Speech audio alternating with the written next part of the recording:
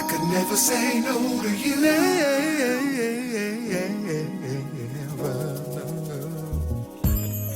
Will. Hi, how are you? This is Sweet Friend Sean.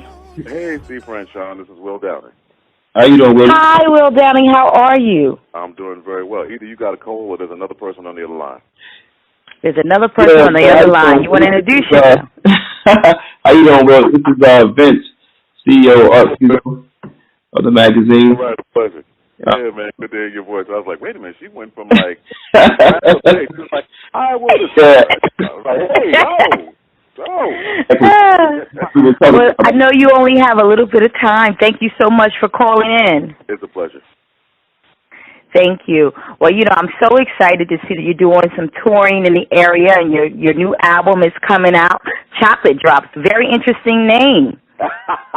Very interesting is an interesting word, okay? Is that interesting good or is that interesting bad? Or is that interesting? Well, from a lady's perspective, that would be kind of good. And from a man's perspective, it's kind of funny. I'm sure. Yeah, it's funny. Yes, exactly. So what inspired the name Chocolate Drops of your new album?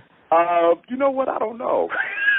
It was just some, I always try to come up with some interesting ideas, and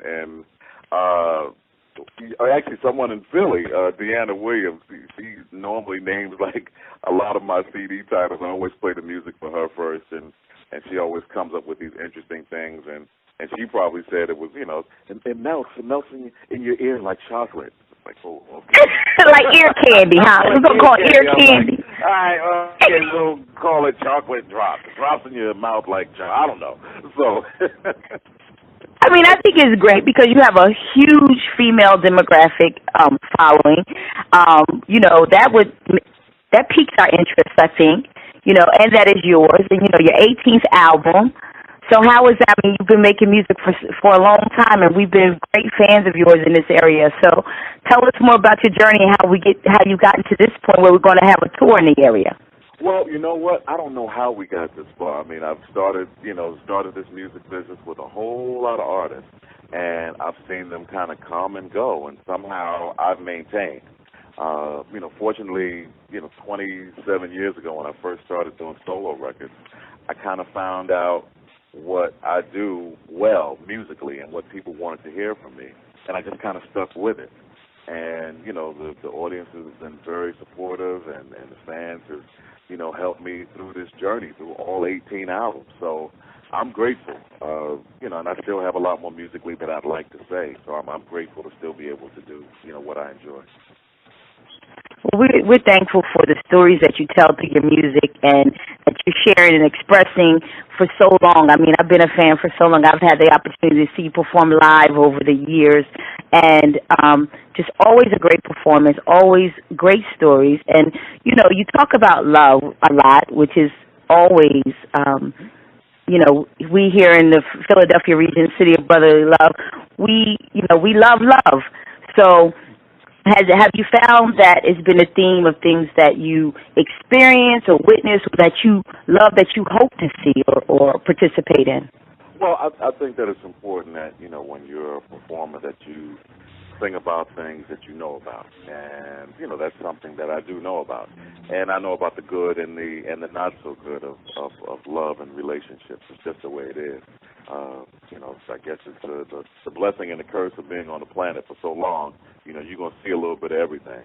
And that's what I sing about. So I've sung about the ups and the downs of a relationship and love and just life in general. So I guess a lot of people can kind of relate, people of my same age, or folks that are just enjoyers of good music and good songs.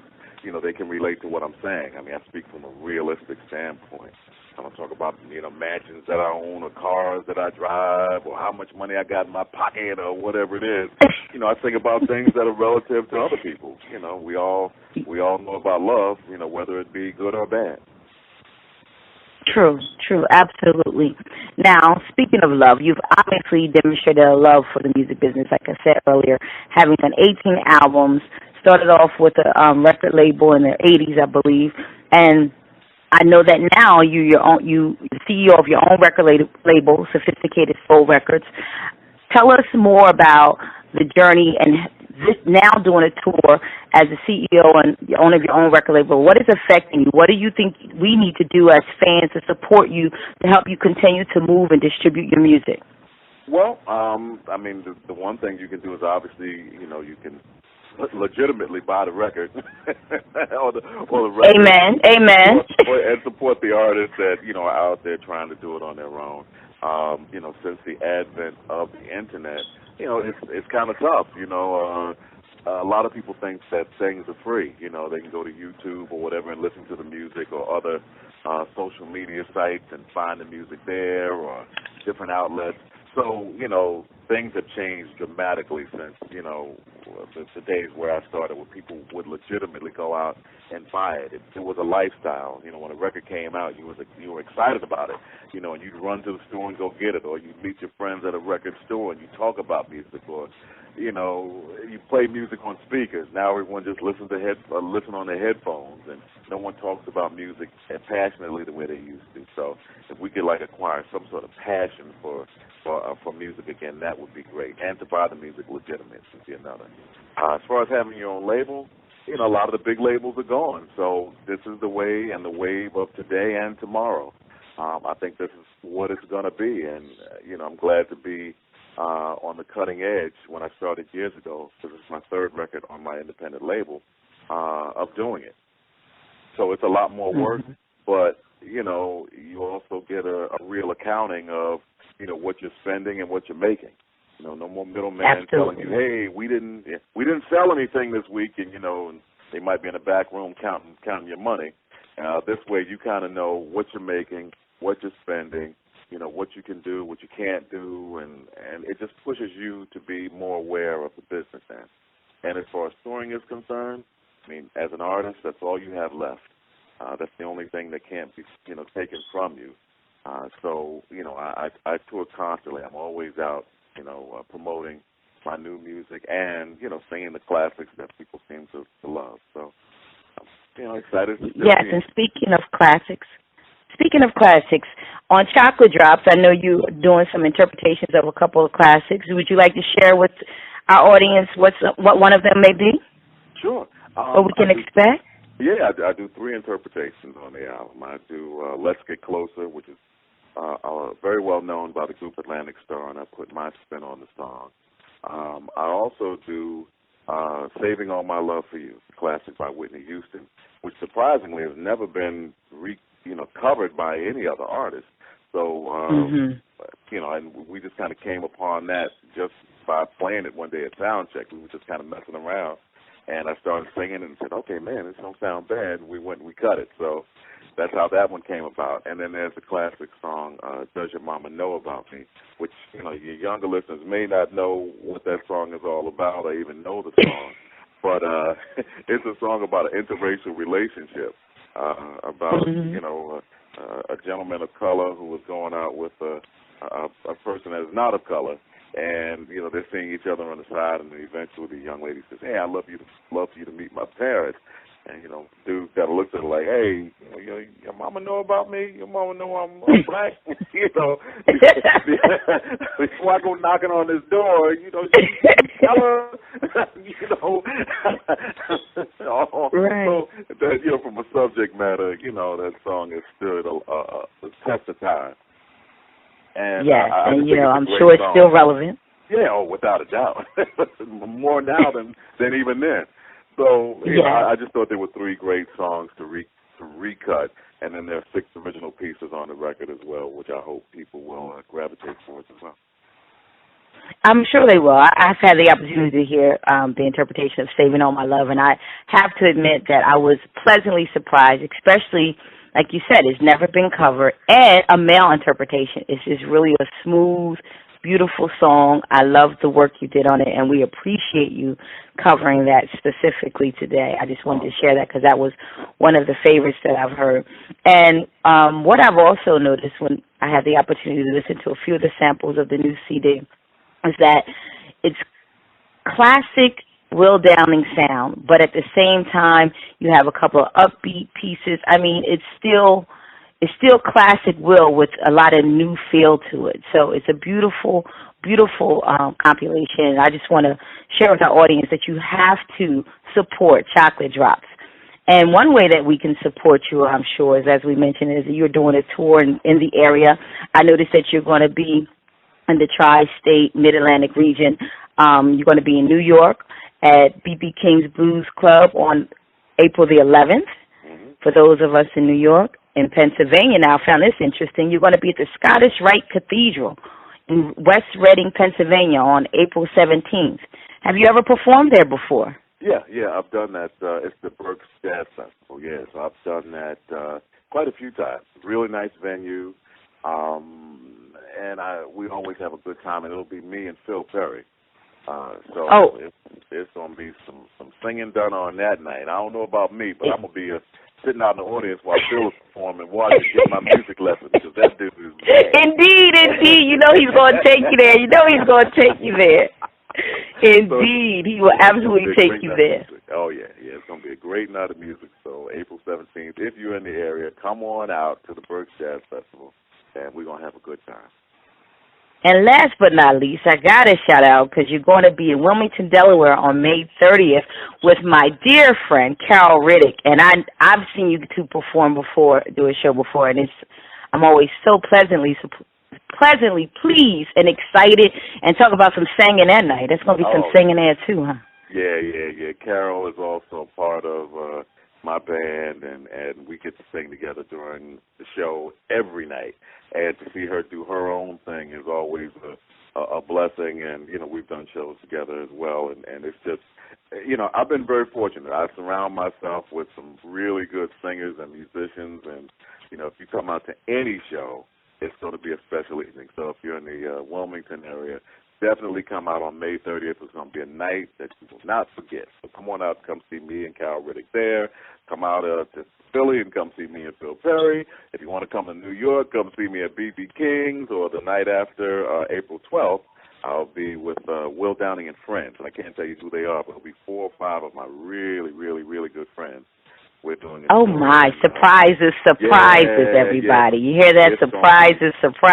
Oh, man. But it's going to be a night of classic music. I just secured the last artist, and it's going to be something unreal. So if you'd like to come to that show, that's April 12th at the State Theater in New Brunswick, New Jersey. So there you go. That's my schedule for this area. And we thank you. I mean, to be honest with you, everybody, you can get to them within 2-hour drive from wherever you are. New Brunswick, New York, West Reading, Pennsylvania, Wilmington, that's all in a 2-hour drive. You should take the opportunity to see Mr. Downing at least twice. I'll probably make the Reading and the Wilmington is where I'm acclaimed to be. But everybody make sure you go see him and support. Buy Chocolate Drops, and continue to support them on social media. How can we find you? Speaking of the internet, etc., so that we can share with our friends, family, and fans and help get the word out for you. How can we find you and support you via social media, Mr. Downing? On Twitter, I'm Will Downing 3. On Facebook, I'm Will Downing Singer. You can catch me online at my website, willdowning.com. I'm a little bit everywhere. Just punch my name in. Just Google me. I'll pop up somewhere. As long as a person, bald-headed guy, with chocolate comes up, that's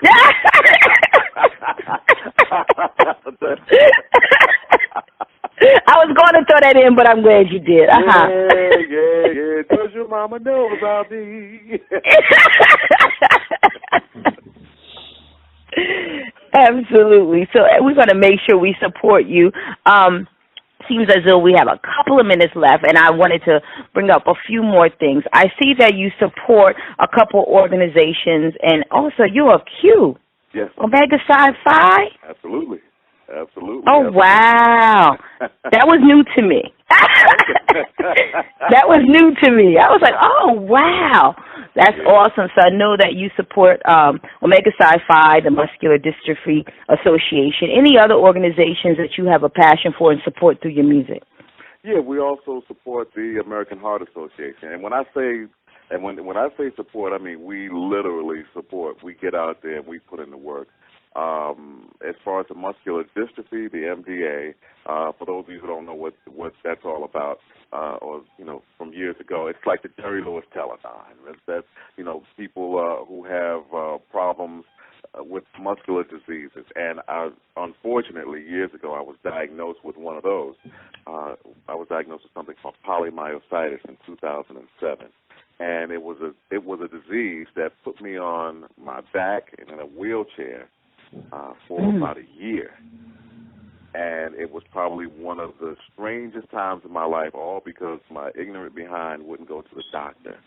So people who are listening out there, it's important that, especially people of color, we have a tendency not to go to the doctor, and especially men, even more so than that.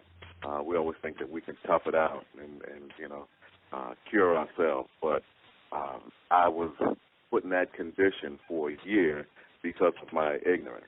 But my support with the MDA came when my insurance wouldn't cover quite a few things that I needed to get around, like a wheelchair, a hospital bed, or a health aid, and the MDA came forward and helped me out quite a bit. So I do fundraisers to give back to the MDA to hopefully support someone else who might be in that unfortunate position as well. So I always do things literally. I don't just talk about it. I mean, we really get out there and we put in the work and we raise funds. As far as the American Heart Association, I've been a spokesperson for them for quite a few years. And once again, we do hands-on events for them as well. I have something that I do called Strike Against Stroke. Before I'd taken ill, I was a bowler. I mean, like a real bowler, like every day bowling. That was my stress reliever.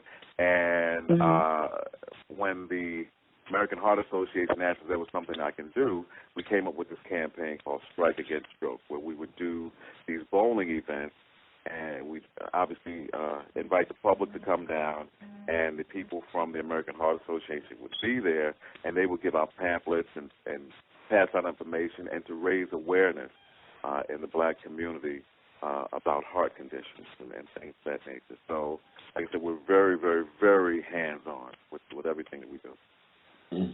Lots of great work. We appreciate you sharing and especially talking about health for those of us of color, talking about our health and the importance of paying attention and going to the doctors. Very relevant and good information. We thank you so much for sharing, Art Muzo, today. We appreciate your time. We know you have a busy schedule. We want to support and make sure we spread the word that you're in the area, get people to download, to purchase your CD, Chocolate Drops. And anything else you'd like to leave our fans with before you go today? Well, I just want to say thank you for the love and support that you guys have shown me over the years, and keep on coming out. And I'm going to try to keep putting out great music for you.